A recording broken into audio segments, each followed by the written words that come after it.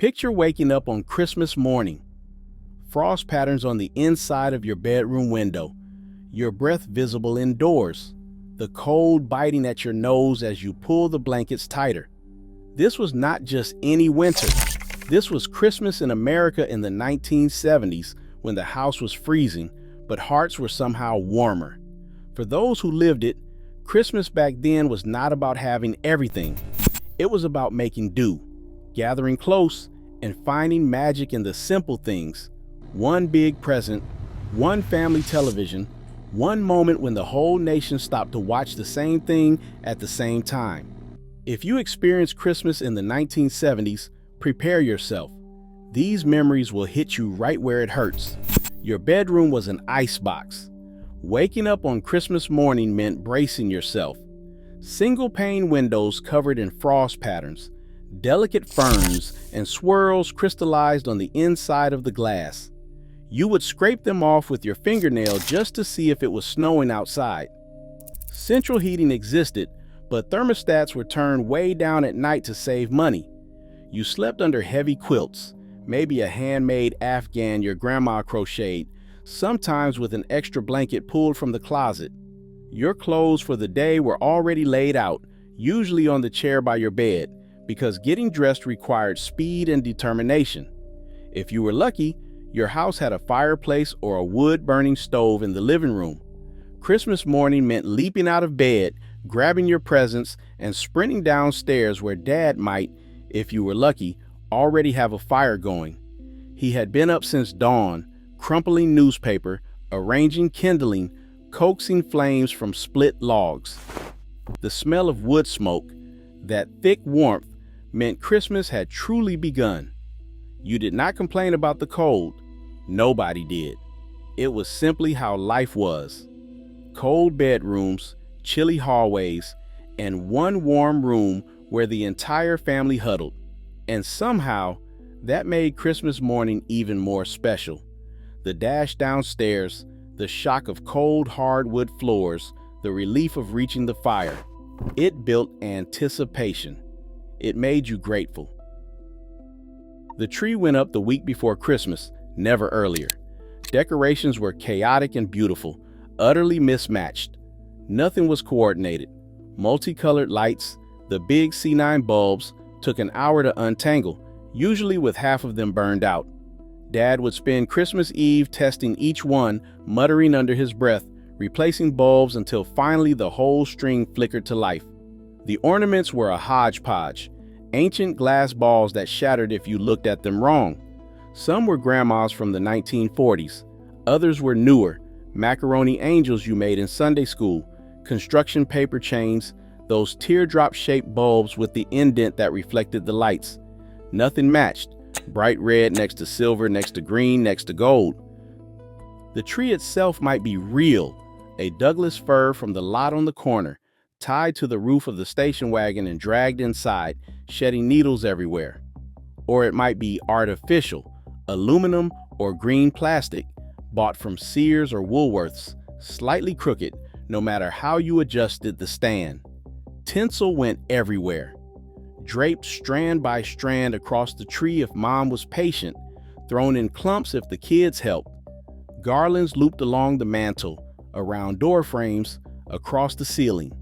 You would hang them with thumbtacks or tape, and by Boxing Day, or as we called it the day after Christmas, half of them had sagged or fallen. But it looked festive. It looked like Christmas. And when you plugged in those lights for the first time, the room glowed. There was a smell, too. You could not mistake it. Dust burning off the bulbs, mixing with wood smoke and pine needles and whatever Mom was baking. That was Christmas. The TV guide arrived like treasure. That double Christmas issue was thick and packed with listings. Christmas television was serious business. You couldn't record anything. No pause button. No VCR yet for most families. No way to catch up. If you missed it, it was gone forever. Families sat together, pens in hand, circling the programs they wanted to watch. Arguments broke out. The big movies, the Christmas specials, the holiday variety shows. The generation gap meant nothing because everyone watched the same 3 networks ABC, NBC, and CBS. That was it. And from December 23rd, the schedule was packed solid. Christmas morning started with cartoons. You would be up at 6, freezing, huddled in front of the television in your pajamas, clutching your candy cane or already tearing into your stocking. The television did not warm up instantly either. You would switch it on and wait while it hummed and crackled into life, the picture gradually appearing through the static. Later, the afternoon was for movies and football. Mom would be in the kitchen, checking the turkey, making sure the timing was right. Meanwhile, the rest of the family sprawled in the living room, already full from too much candy, half watching the game or waiting for the evening specials. And then the main events, the Bob Hope Christmas special, broadcast live to the troops overseas. There was Bing Crosby's holiday show, with that famous duet with David Bowie in 1977 that nobody expected. A Charlie Brown Christmas and How the Grinch Stole Christmas, animated specials that were appointment viewing because they only aired once a year. Rudolph, Frosty, year after year, and you never got tired of them. 20 or 30 million people watching the same thing at the same time. Everyone you knew saw it. Monday at school, you would all talk about it. It was a shared national experience that simply does not exist anymore. Food in the 1970s was different. Christmas dinner was traditional, yes, but the appetizers were something else. If your family served shrimp cocktail, you had arrived. Iceberg lettuce, pink shrimp from a bag, cocktail sauce from a jar, all arranged in a fancy glass dish. It felt elegant. It felt special. Or maybe your family did the cheese ball, rolled in chopped nuts, served with Ritz crackers, stuffed celery with cream cheese, deviled eggs on the good china, a relish tray with olives and pickles, and those little cocktail onions nobody actually ate. The turkey was enormous. Mom had been up since dawn, checking it, basting it, worrying over it. Mashed potatoes, green bean casserole with French's fried onions on top, sweet potatoes with marshmallows, cranberry sauce, the canned kind that kept the shape of the can when you slid it out, stuffing made from Pepperidge Farm bread cubes, or maybe cornbread if you were from the South, gravy from the drippings, or from a packet if things got desperate. Dinner rolls that came in a tube you whacked against the counter. It was a feast, but it wasn't fancy. It was filling, reliable, and exactly what Christmas should taste like. Dessert was pumpkin pie, or pecan pie, or both. Maybe your aunt brought her famous fruit cake, dense as a brick, soaked in brandy that everyone pretended to like. The good fruit cake wasn't bad. It was the cheap store-bought ones that gave them all a bad name. Coffee percolated on the counter.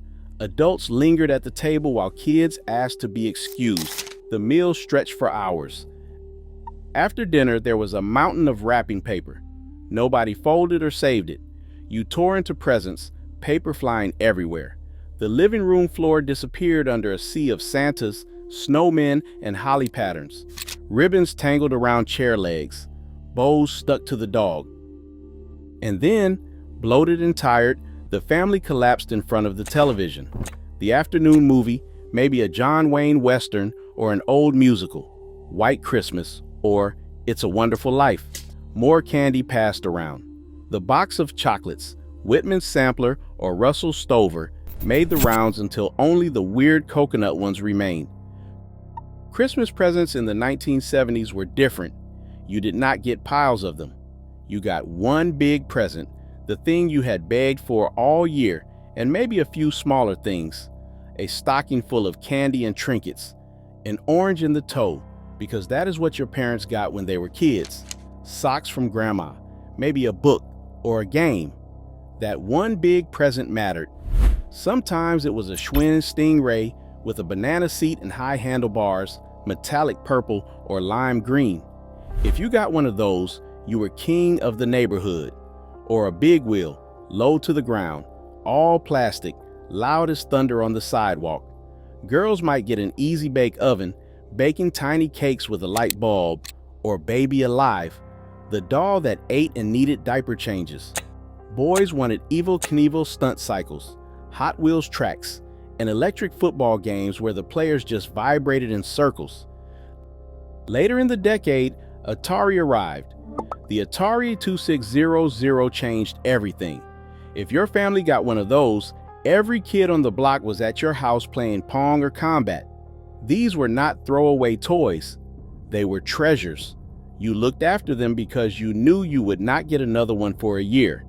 And on Christmas morning, unwrapping that one thing you had dreamed about for months was pure magic. The anticipation, the surprise, the joy. Today, kids get rooms full of presents and forget half of them by New Year's. Back then, you got one thing and you remembered it forever. The neighborhood had a rhythm. 7-Eleven or the corner store might be open on Christmas morning just for a few hours, in case anyone needed milk, butter, or had forgotten something essential. Mr. Patterson or Mrs. Gonzalez would be behind the counter, wishing everyone Merry Christmas and sneaking candy canes to the kids who came in with their parents. The newspaper still landed on the doorstep with a thump, even on Christmas morning. It was lighter than usual, mostly ads. Streets were quieter, fewer cars, families stayed home. You would see neighbors briefly, waving from driveways, shouting Merry Christmas across snow-covered lawns. But mostly people were inside, together, warm, safe. The sense of community was real. If an elderly neighbor lived alone, someone checked on them. Someone took them a plate of leftovers. Someone invited them over for pie. It was not organized or formal. It was just what you did. Christmas was about looking after each other. Evening arrived and the house cooled again. Fire needed attention. More logs, more poking. The warmth only reached so far. Sit too close and you roasted, too far and you froze. Families squeezed onto the couch, fighting for the warm spots, sharing the crocheted blanket. Christmas tree lights twinkled. Someone passed around what was left of the cookies. The television continued its unbroken stream of Christmas programming. Movies you had seen before, but watched again because what else was there to do? As the evening wore on, tiredness set in. Too much food, too much excitement. Kids crashed on the floor, exhausted, while adults lingered, sipping eggnog or coffee with brandy, half watching the late movie. The fire burned lower, the room grew dimmer. Outside, frost crept back across the windows. Bedtime meant retreating to that cold bedroom again. The chill hit you like a wall. You would run upstairs, dive under the covers, maybe still in your new Christmas pajamas, and lie there shivering until your body heat warmed the bed. Tomorrow it would all start again. Turkey sandwiches, leftovers, football bowl games, more cookies. But tonight, Christmas Day was over. It had been perfect. Ask anyone who experienced Christmas in the 1970s in America, and they will tell you the same thing. We had less, much less. Fewer presents, 3 channels, cold houses. But somehow it felt like more. There was togetherness. The whole family crammed into one warm room. The whole nation watching the same television special at the same time. Neighbors checking on neighbors. Traditions that everyone shared. The TV Guide, Shrimp Cocktail, Charlie Brown, and The Grinch. We did not have cable, but we had each other. We did not have endless choice, but we had shared experiences. Maybe that is what makes these memories ache so much. Not because the 1970s were better. They were not. They were colder, harder, more difficult in many ways. But Christmas back then felt special. It felt earned. The one day when everything stopped, when families came together, when the cold outside made the warmth inside more precious, when getting that one perfect present meant everything. Christmas today is easier, warmer, more comfortable. But something was lost. The anticipation, the simplicity, the shared joy. If you experienced Christmas in the 1970s in America, you know exactly what I mean. The frost on the inside of the windows, the smell of the wood fire, the whole family squeezed onto the couch for the Charlie Brown special. It was not perfect, but it was ours, and we will never forget it.